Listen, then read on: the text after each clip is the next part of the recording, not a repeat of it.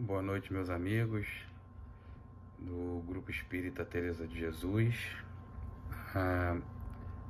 Me chamo André Luiz e a gente está com muita alegria aqui iniciando os estudos da noite de hoje.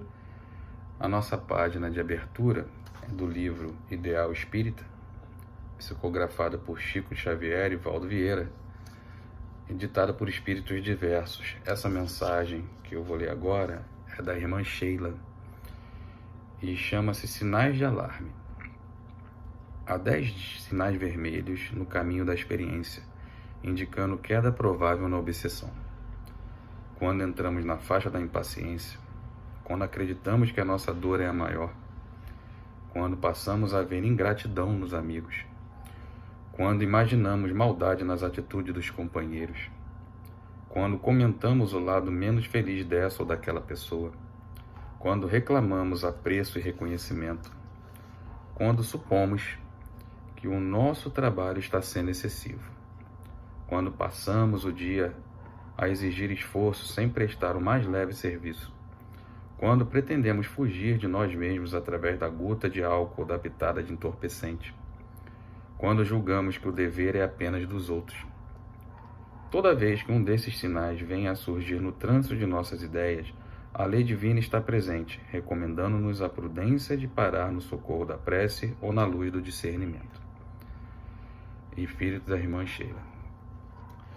Vamos aproveitar nesse instante e agradecer a Jesus por essa oportunidade divina de estarmos reunidos em nome dele e que os bons espíritos possam nos acompanhar na tarefa de hoje, na lição de hoje, que tenhamos todos a harmonia necessária, os pensamentos ligados aos nossos mentores e aos mentores da casa.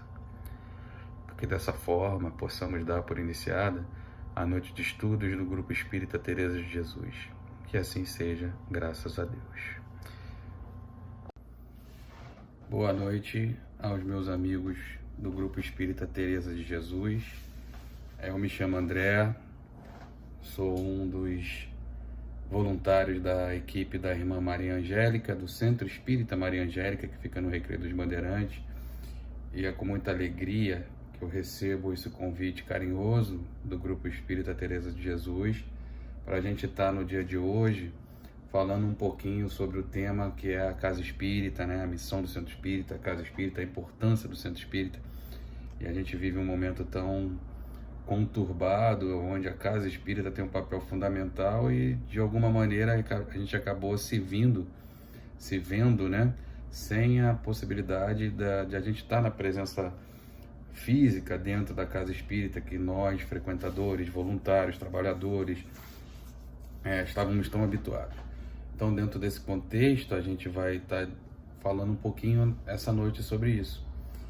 Antes de mais nada, eu queria convidar todos os irmãos para pensar em Jesus nesse momento e solicitar a Jesus, a todos os mentores e os trabalhadores do Grupo Espírita Teresa de Jesus, aos nossos mentores espirituais individuais, aos nossos irmãos que cuidam da coletividade, a equipe que cuida do nosso país, sob a coordenação de Ismael, que todos nos mantenham em vibrações positivas, não só na noite de hoje, como sempre, que a gente possa ter o máximo de aproveitamento possível do assunto que a gente vai abordar. Dentro dessa situação, eu fico muito pensativo com relação ao que nós entendemos de fato, porque eu acho que assim, a gente percebe, eu tenho a oportunidade, né, muito grande de estar fazendo estudo em algumas casas. E a gente encontra, né, todo tipo de situações, são casas diversas, né, variadas, e cada casa tem um procedimento. A grande maioria, graças aos bons espíritos, elas mantêm uma linha, um direcionamento, normalmente baseado na Federação Espírita Brasileira, e aí dentro das suas ramificações, nas suas divisões estaduais, nas suas divisões regionais, que hoje são os seus, né, Centros Espírita de Unificação, que antigamente, se não me engano, era CRE, Conselho Regional Espírita, e dentro dessas ramificações a gente vai determinando, né? Então, a gente vê uma uma linha de raciocínio, a gente vê algumas variantes, mas a gente percebe isso. Mas a gente também percebe algumas casas que acabam, de alguma maneira, saindo um pouquinho da linha doutrinária que determina os espíritos através da federação e de diversas outras maneiras. Então, dentro desse contexto, a gente vai entender um pouquinho, ter um pouco da base, e aí a gente vai tentar relacionar isso dentro de um contexto atual, tá bom? Então, a missão da Casa Espírita. Os espíritos dizem para nós, especificamente o Emmanuel, que quando se abre as portas de um templo espírita cristão, ou de um santuário doméstico dedicado ao culto do Evangelho, olha que coisa, né? Uma casa espírita, um templo espírita cristão, ou de um santuário doméstico dedicado ao culto do Evangelho. Nós estamos falando especificamente, nós não, Emmanuel. O Emmanuel está falando especificamente do culto do Evangelho no lar. Então ele está comparando a abertura de uma casa espírita ao culto do Evangelho do lar. Olha que grandeza e a importância a gente tem do Evangelho no lar. Se a gente tiver algum tempinho, a gente fala um pouquinho sobre isso. Uma luz divina acende-se nas trevas da ignorância humana e através dos raios benfazejos deste astro de fraternidade e conhecimento, que brilha para o bem da comunidade, os homens que deles se avizinham, ainda que não desejem, caminham sem perceber para a vida melhor. Isso foi psicografado por Chico em 10 de abril de 1950, em Pedro Leopoldo. E está na revista Reformador, de julho de 92, na sua página 9.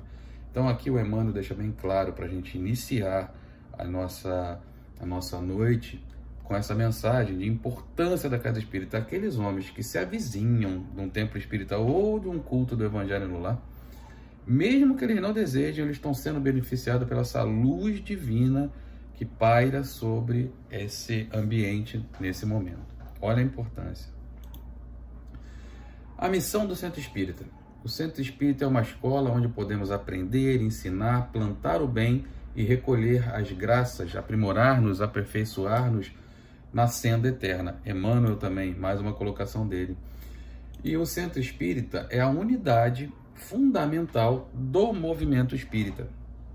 Então a gente precisa entender um pouquinho. Emmanuel diz que o Centro Espírita é a unidade fundamental do movimento espírita. A gente tem que separar a doutrina espírita do movimento espírita, né? A doutrina espírita é a doutrina codificada por Kardec de Jesus, e o movimento espírita são as pessoas que divulgam, promovem, organizam, fazem todas umas tarefas para que essa doutrina seja difundida em todos os segmentos, que cheguem a todas as pessoas, que ela tenha seus objetivos alcançados, né? Porque os espíritos nos ensinam que o conhecimento que a gente adquire com a doutrina espírita, ele tem que ser repassado, ele tem que ser uniforme, homogeneizado para toda a nossa, toda a raça humana, digamos assim, para que todos tenham acesso às mesmas informações divinas do Cristo. Então, é a unidade fundamental do movimento espírita, só para a gente se conceituar. Na revista Reformador, de março de 93, a Federação Espírita Brasileira, ela já percebendo que havia alguns movimentos fora das colocações e das determinações dos espíritos através da codificação kardeciana, se preocupou em formatar de alguma maneira as determinações, as funções, as tarefas, as atividades, as missões. Documentou isso através de ofícios, memorandos e publicou na revista a partir de março de 1993, para que todas as casas espíritas tivessem um direcionamento dentro do que fazer, como proceder. Então a gente vai ler alguma coisa aqui para a gente se situar e depois a gente faz alguns comentários. A FEB diz assim, que a finalidade do Centro Espírita, como escola de formação espiritual e moral, deve ser desempenhar um papel relevante na divulgação do Espiritismo, no atendimento a todos que nele buscam orientação e amparo. É uma das finalidades que a FEB determina. Para atender essas finalidades, a SEB colocou que o Centro Espírita deve ser núcleo de estudo, ponto. Núcleo de fraternidade, de oração e de trabalho, com base no Evangelho de Jesus, à luz da doutrina espírita. Olha, Vou repetir, porque isso é muito importante que nós tenhamos isso em mente.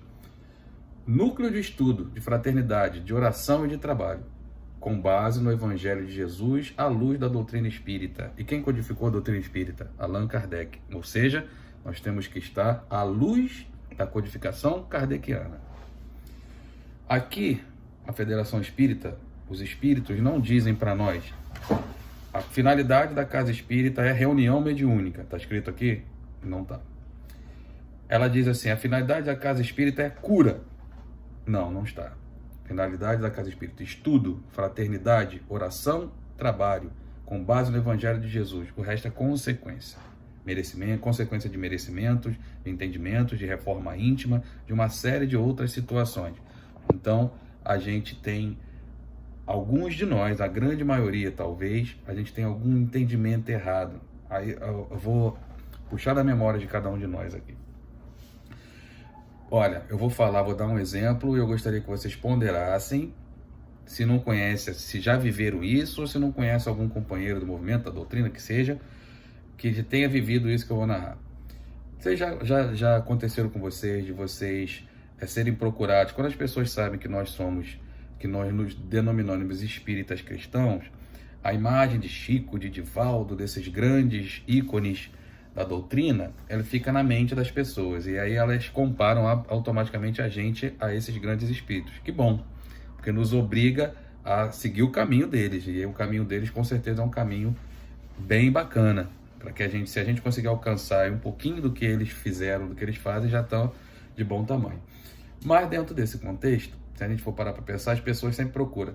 Já tiveram algum amigo que em algum momento de dificuldade, seja de saúde financeira, afetiva, amorosa, que seja, de perda de pessoas amadas, que procuraram vocês por saberem que vocês são espíritas?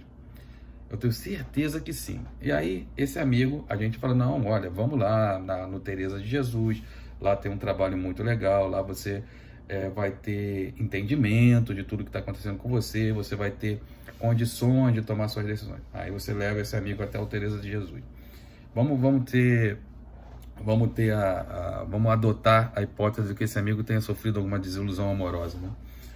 E aí, quando ele chega no Teresa de Jesus, o que ele está buscando? O retorno da pessoa amada em 3 horas, não é mais 3 dias, né? Agora com a internet e tudo, é 3 horas. E chegando a Teresa de Jesus, ele não vai encontrar esse retorno, ele não vai encontrar o que ele busca de imediato, ele vai encontrar explicações para que ele se reforme, pondere, e aí ele retorna para você e fala, não sei o que você está fazendo lá no Teresa de Jesus, porque lá eu fui lá e ninguém me falou nada, a pessoa não voltou em 3 horas, e eu fui perguntar às pessoas, fui no atendimento fraterno porque eu estava muito triste, as pessoas me indicaram trabalho e estudo, e eu não preciso de trabalho, eu só queria minha pessoa amada em 3 horas. Isso já deve ter acontecido com cada um de nós. A gente tem a obrigação de entender isso, porque por vezes nós mesmos, a gente ainda busca algo diferente do que está escrito aqui. Ponderar um pouquinho a respeito disso? Vamos avançar. Para que seja atingido a finalidade de ser do espírita, tem mais algumas coisas que eles colocaram aqui. Ser compreendido como a casa da grande família, onde as crianças, os jovens, os adultos e os mais idosos têm a oportunidade de conviver, estudar e trabalhar. A gente vê algumas coisas um pouco diferente disso daqui dentro do ambiente espírita, né? Eu vou dar alguns exemplos aqui que eu vivi já, de participar de alguns seminários, e aí a gente teve a oportunidade nesse seminário de ficar reparando, né? A gente vê os idosos estão lá ou presidindo a mesa, aqueles que têm cargo de diretoria, ou lá na cozinha, sei lá onde, não sei o que, fazendo a comida, fazendo algumas coisas, o lanche, alguma coisa nesse sentido. Os jovens estão servindo. E as crianças em casa, porque os pais não querem estar no seminário e ficar tomando conta dos filhos. Ou deixa em casa, ou quando a casa oferece, junto com essas atividades, disponibiliza alguns evangelizadores, a pessoa coloca as crianças ali. Está correto isso? Já foram como as orientações dos espíritos? Não. Por que o jovem não pode participar da organização do seminário? Por que ele não pode presidir a mesa? Por que o idoso, se ele não está dirigindo, ele tem que estar lá na cozinha? Por que o adulto... Aonde que estão essas regras? Aonde que estão essas determinações? Lógico, cada um tem aptidão, cada um tem um dom, uma facilidade, uns para cozinhar, outros para esportes, outros para distração, outros para evangelizar, outros para falar, outros para... Enfim, cada um tem a sua atividade, mas isso não existe restrição de idade.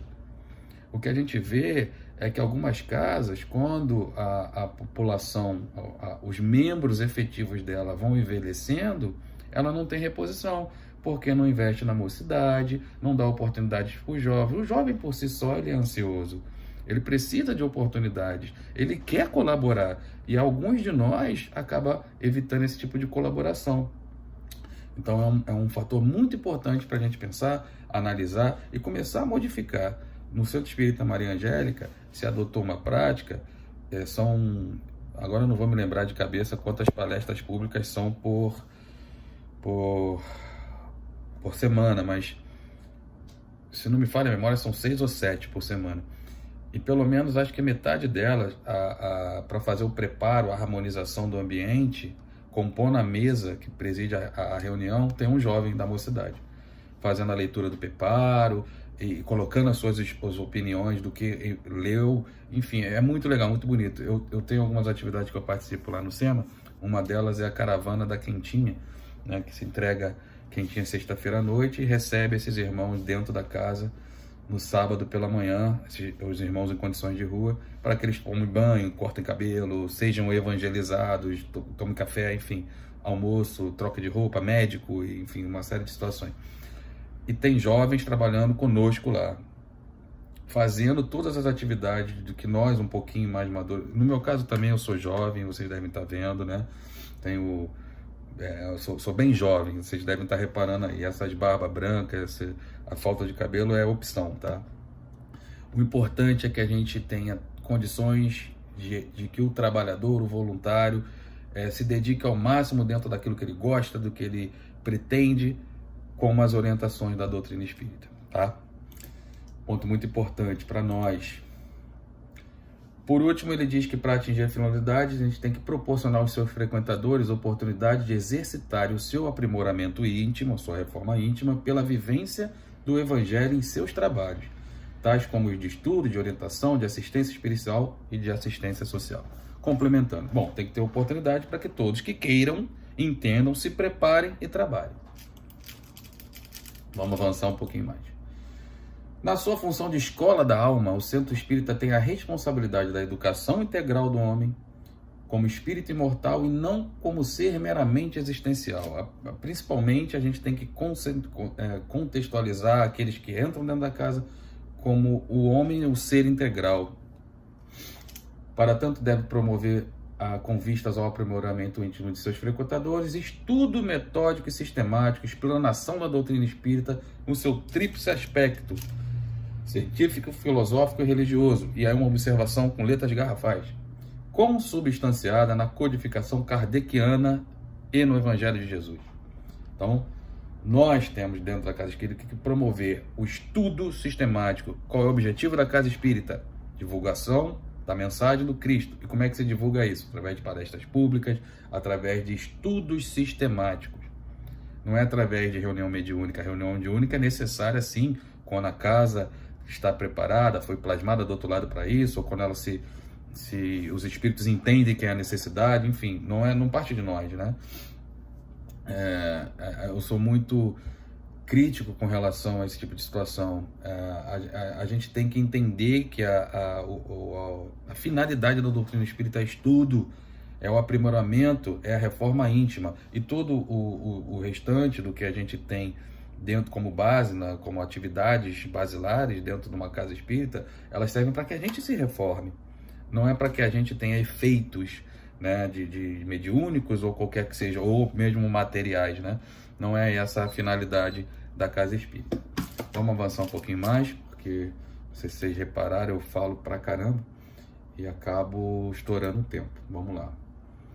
Atividade da casa espírita cristã. Outras atividades básicas que lhe cabe desenvolver é promover a evangelização da criança à luz da doutrina espírita. É uma atividade consubstancial que a casa espírita deve desenvolver. Ou seja, olha só, promover a evangelização da criança à luz da doutrina espírita. E aí a gente começa a se perguntar, quantas e quantas vezes nós não deixamos de evangelizar nossos filhos por motivos diversos. Por exemplo, não, a evangelização é terça-feira ele tem inglês. Esquece o inglês. Arruma outro horário para o inglês. Mas a evangelização não pode deixar.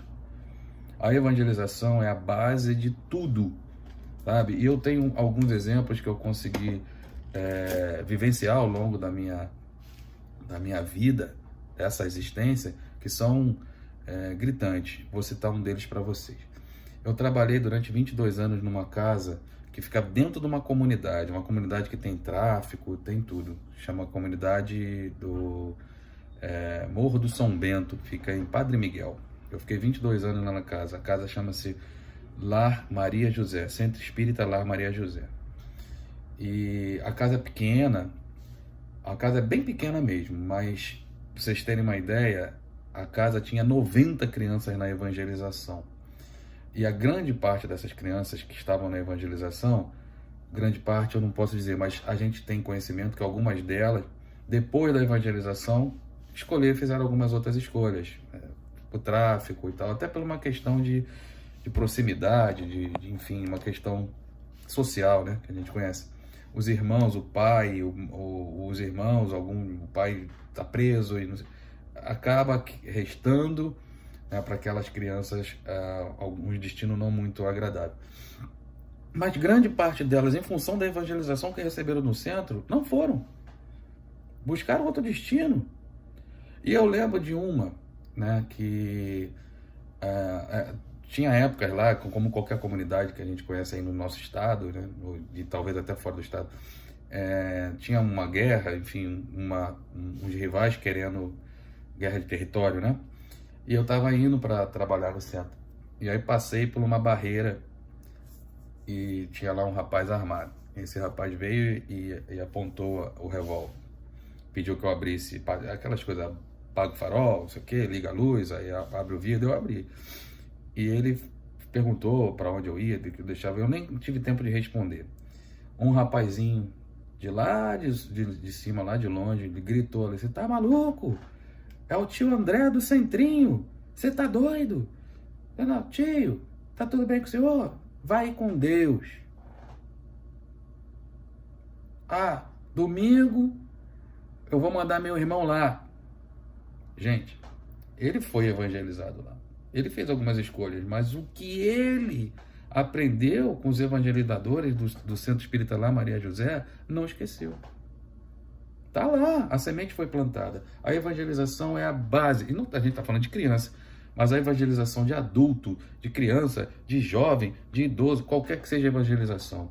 Eu acabei de falar para vocês que os irmãos nossos que estão em condições de rua, a gente faz um trabalho de entrega de quentinha e abre a casa para eles segunda-feira com toda uma estrutura. Mas dentro dessa condição, o principal que eles recebem lá é a evangelização. Eles recebem a evangelização. E todos nós precisamos disso. Então os estudos sistemáticos estão todos ligados dentro desse tipo de situação. Uma outra tarefa da Casa Espírita é incentivar e orientar o jovem para o estudo e a prática da doutrina espírita e favorecer a integração nas tarefas do Centro Espírita. Vendo? Os jovens. A gente já comentou sobre isso. Promover o estudo da mediunidade, visando oferecer orientação segura para as atividades mediúnicas. Promover o estudo da mediunidade, isso é muito importante. Não é a finalidade principal da Casa Espírita, mas é uma das ferramentas que a espiritualidade nos põe à disposição para que a gente possa fazer N atividades ao bem. E agora, a gente também tem que ter alguns entendimentos. Eu já conheci, acho que todos nós aí devem ter conhecido, irmãos que teoricamente são dotados de mediunidade, que chegam na Casa Espírita e querem em 2 semanas, 2 dias, 3 dias, não, eu sou médico, quero trabalhar. Como é que eu trabalho? Não, peraí, você tem que estudar, se preparar, né, se conscientizar, entender o que você vai fazer, ter o evangelho dentro, o mínimo do conhecimento do evangelho, do livro dos espíritos, do livro dos médiuns. Normalmente as casas primeiro colocam A pessoa, depois que apresenta uma certa assiduidade, os dirigentes identificam se ele tem realmente a mediunidade, pedem para que eles façam os cursos sistemáticos da casa. Depois, normalmente, a pessoa se envolve na tarefa do passe magnético. Depois da tarefa do passe magnético, normalmente a pessoa termina lá o seu cursozinho de médico, começa a se interessar. Aí começa a entrar as possibilidades das tarefas mediúnicas.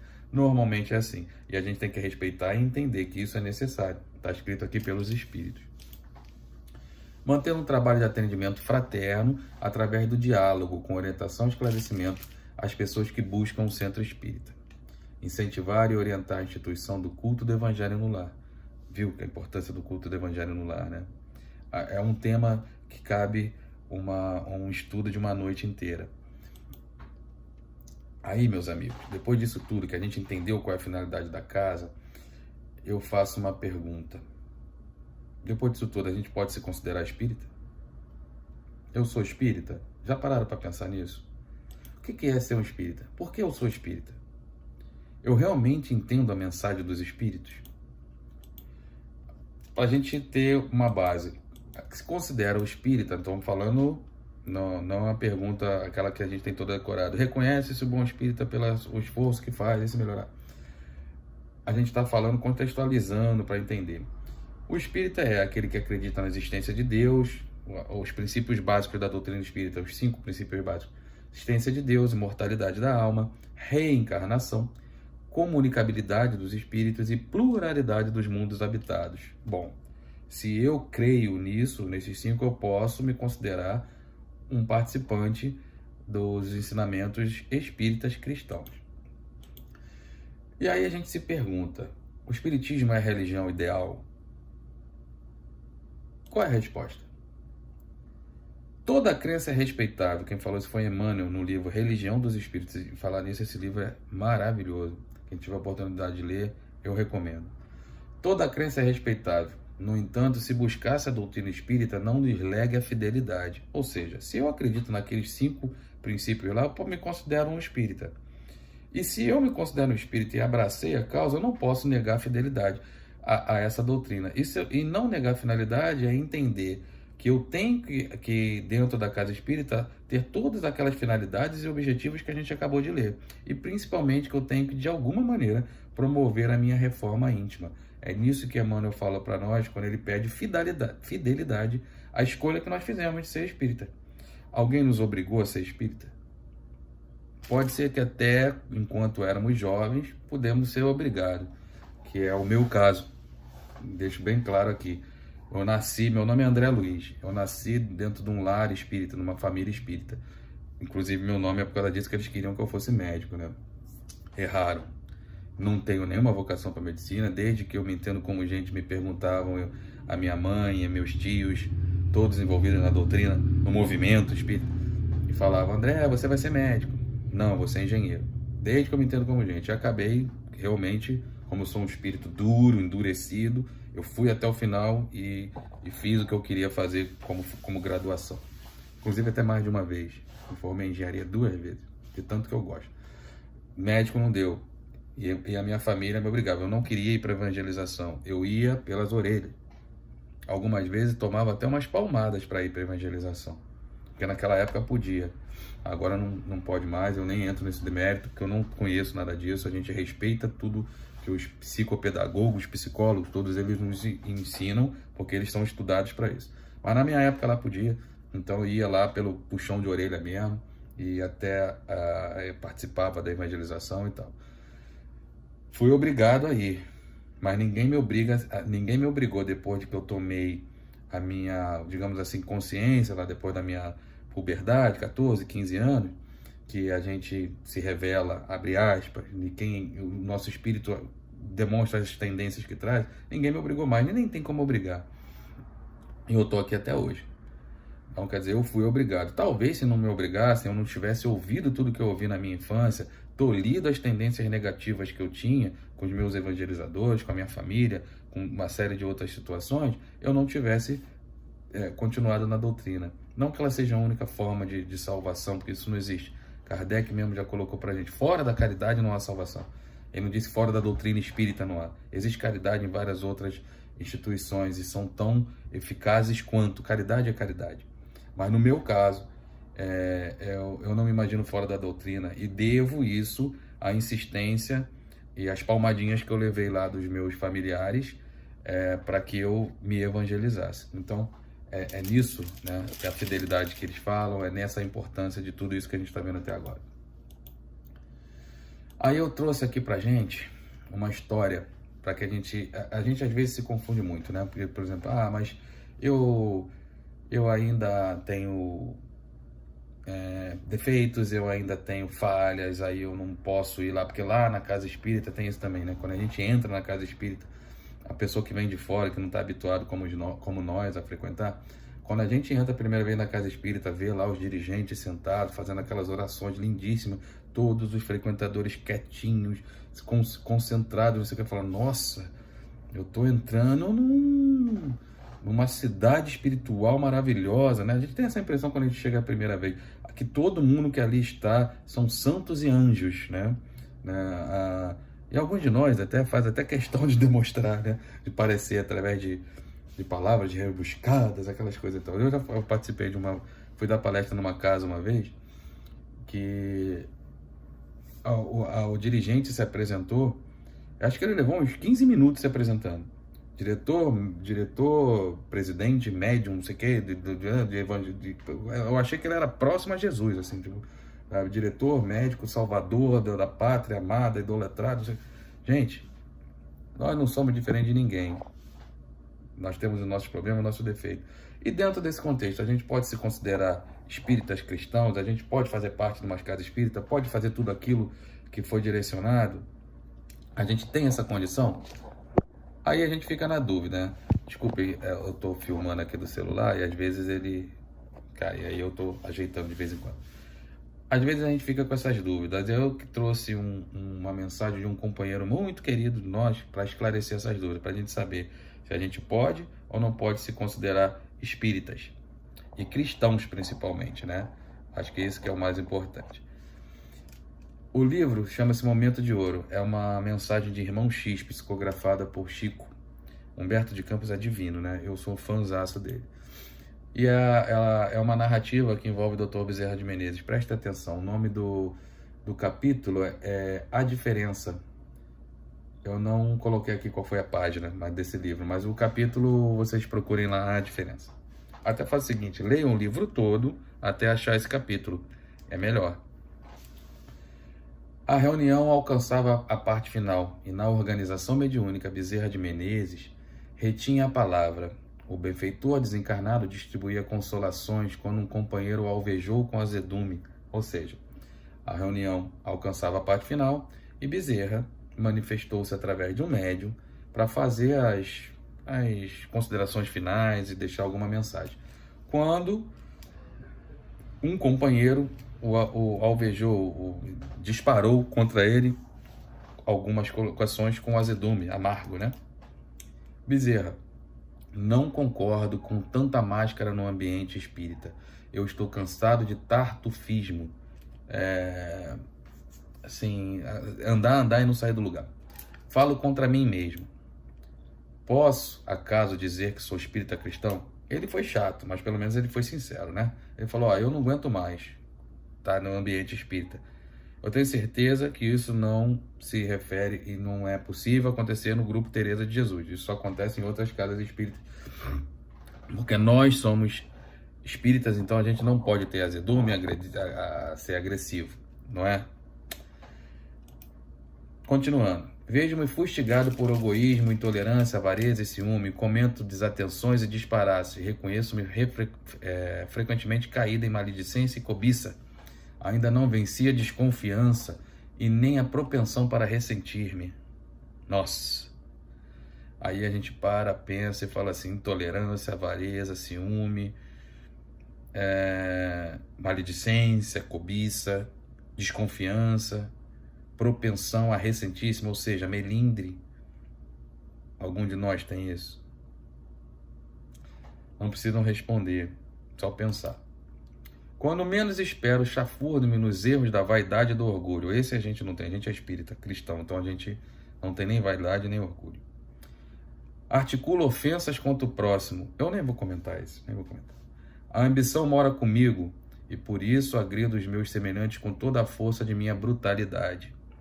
A crítica, o despeito, a maldade, a imperfeição me seguem constantemente. Olha que coisa. Posso declarar-me espírita com tantos defeitos? O que vocês acham? Sim ou não? O venerável orientador espiritual respondeu sereno: eu também, meu amigo, ainda estou em meio a todas essas mazelas e sou espírita cristão.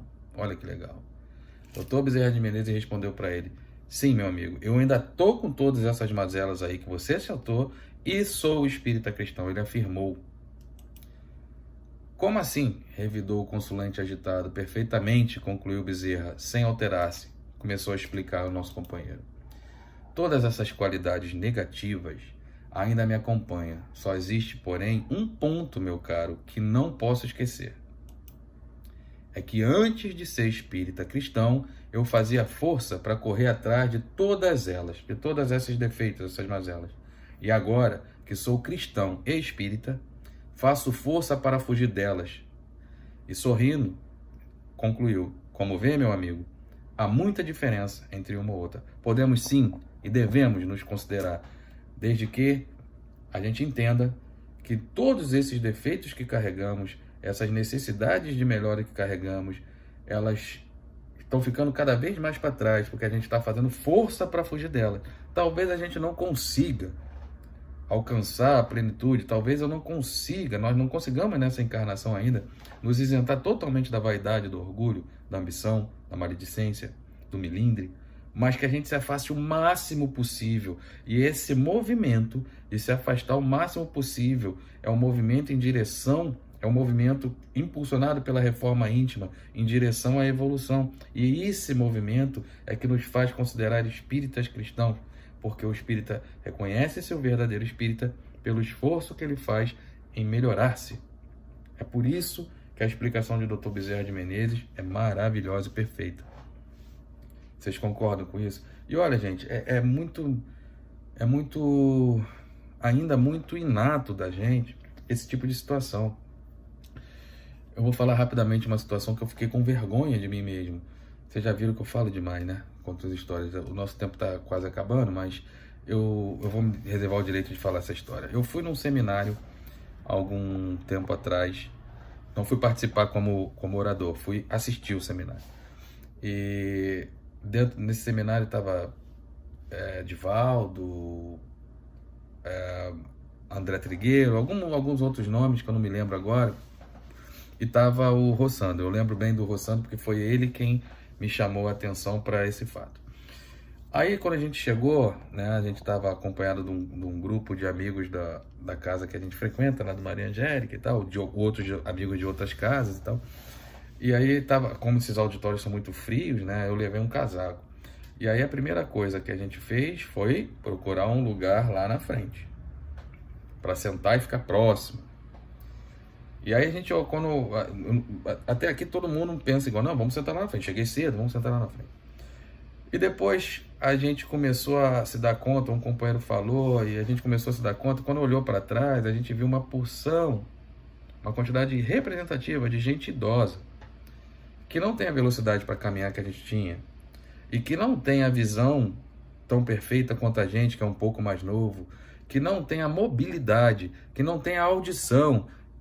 Não seriam eles que deveriam sentar na frente, nós, o que estamos até o presente momento em pleno gozo nos nossos órgãos, sentidos e tal, ficar atrás? Isso não seria cristão? Mas nós não fizemos isso. E aí depois, quando deu um intervalo, depois eu concluo, mas quando deu um intervalo, aí a gente ali preservando o lugar, não quero ficar na frente e tal, preservando o lugar, o que a gente pensou? Vamos deixar o casaco aqui para ninguém tomar o nosso lugar. E aí, mais além, tô falando de mim, tá? Foi eu quem fez isso. E aí, mais além, não vou deixar o casaco aqui porque vão me roubar. Não passou muito, né? E isso tava natural para mim, tá? Tava natural. Eu não me dei conta da falta de fraternidade que eu tava cometendo, né? Conforme esse companheiro aqui, E aí, num determinado momento, o Rossando começou a palestrar e tal, aí ele virou e falou assim: a gente se considera espírita, mas vocês já pararam para perceber? Quer ver? Vamos fazer um teste dentro de um contexto que eu não me lembro agora, mas ele falou: vamos fazer um teste. Parem e pense. Nós estamos dentro de um ambiente cristão, onde todos nós aqui somos espíritas cristãos, ou seja, nós seguimos de alguma maneira os ensinamentos do Cristo. Entendemos que somos todos irmãos, estamos dentro de um ambiente harmônico. Olhe para o seu companheiro do lado e veja se você confia nele. Será que você confia no companheiro que está ao seu lado?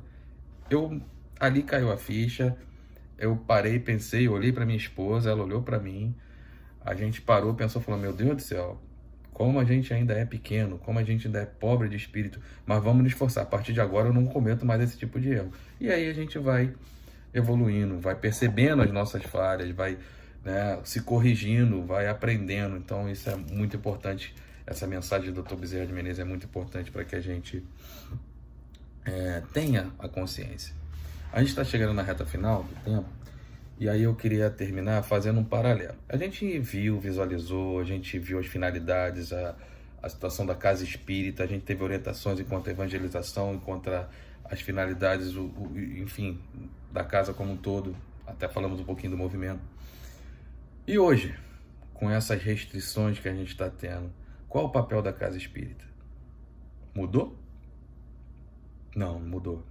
O papel da casa espírita continua o mesmo. A gente tem que agradecer muito a Jesus, que nos permitiu essas tecnologias que a gente se dispõe, e elas foram permitidas justamente para isso, para que a gente as use em benefício da evolução da humanidade.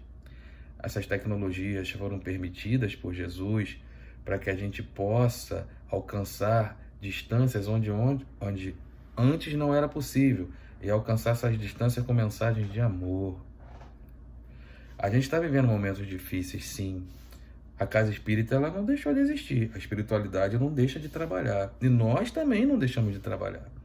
A gente agora está restrito enquanto a contatos físicos, mas a gente agora está percebendo que a casa espírita, ela não necessariamente precisa do contato físico para que ela continue com a sua finalidade principal, que é o estudo, a evangelização, é a divulgação da doutrina espírita, do Evangelho de Jesus, consubstanciada pela codificação kardeciana.